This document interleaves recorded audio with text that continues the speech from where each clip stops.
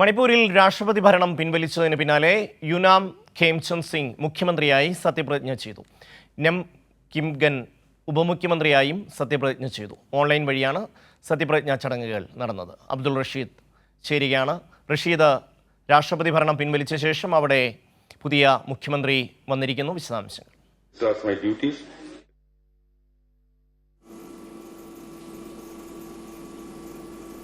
ഷമി, രാഷ്ട്രപതി ഭരണം മണിപ്പൂരിൽ എടുത്തു കളഞ്ഞ് മണിക്കൂറുകൾക്ക് പിന്നാലെയാണ് പുതിയ BJP സർക്കാർ മണിപ്പൂരിൽ അധികാരം ഏറ്റിരിക്കുന്നത്.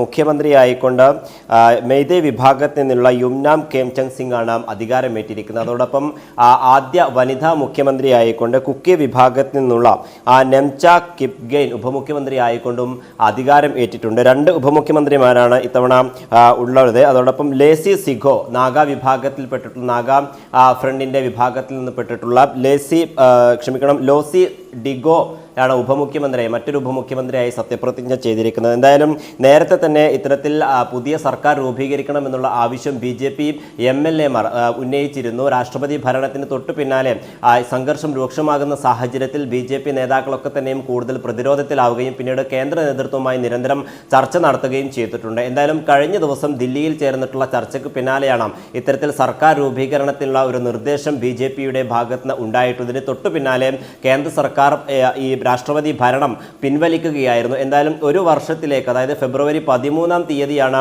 ഈ രാഷ്ട്രപതി ഭരണം അവസാനിക്കാനിരുന്ന സമയം എന്ന് പറയുന്നത്. അതിനു മുമ്പ് തന്നെ ഇത്തരത്തിൽ രാഷ്ട്രപതി ഭരണം പെട്ടെന്ന് പിൻവലിക്കുകയും ഒരു നിർണായകമായിട്ടുള്ള നീക്കം നടത്തിക്കൊണ്ട് BJP വീണ്ടും അധികാരത്തിൽ അല്ലെങ്കിൽ സർക്കാർ രൂപീകരണം നടത്തുകയും ചെയ്തിട്ടുണ്ട്. എന്തായാലും ഇനി തെരഞ്ഞെടുപ്പുകളെ അടക്കം മുന്നിൽ കണ്ടുകൊണ്ടുള്ള ഒരു നീക്കമാണ് കേന്ദ്രത്തിന്റെ ഭാഗത്ത് നിന്ന് ഉണ്ടായിട്ടുള്ളത്. നേരത്തെ തന്നെ ഈ 6 മാസം, അതായത് രാഷ്ട്രപതി ഭരണം ഏർപ്പെടുത്തി 6 മാസത്തിനകം നിയമസഭ പിരിച്ചുവിടണമെന്നുള്ള ചില വ്യവസ്ഥകളുണ്ട്. പക്ഷേ അത്തരത്തിലൊരു നീക്കം കേന്ദ്ര സർക്കാരിന്റെ ഭാഗത്ത് നിന്ന് ഉണ്ടായിരുന്നില്ല. ഇതിന് പിന്നാലെയാണ് BJP MLA-മാരൊക്കെ തന്നെയും നിരന്തരം ഇത്തരത്തിൽ സർക്കാർ രൂപീകരിക്കണമെന്നുള്ളതും ഈ സംസ്ഥാനം കൂടുതൽ അരക്ഷിതാവസ്ഥയിലേക്ക് പോകുന്നു എന്നുള്ള കാര്യങ്ങൾ കേന്ദ്ര നേതൃത്വത്തെ അറിയിക്കുകയും ചെയ്തിട്ടുള്ളത്. എന്തായാലും ഇപ്പോൾ പുതിയ മന്ത്രിസഭയും അതോടൊപ്പം തന്നെ പുതിയ സർക്കാരും മണിപ്പൂരിൽ രൂപീകരിച്ചിരിക്കുകയാണ്.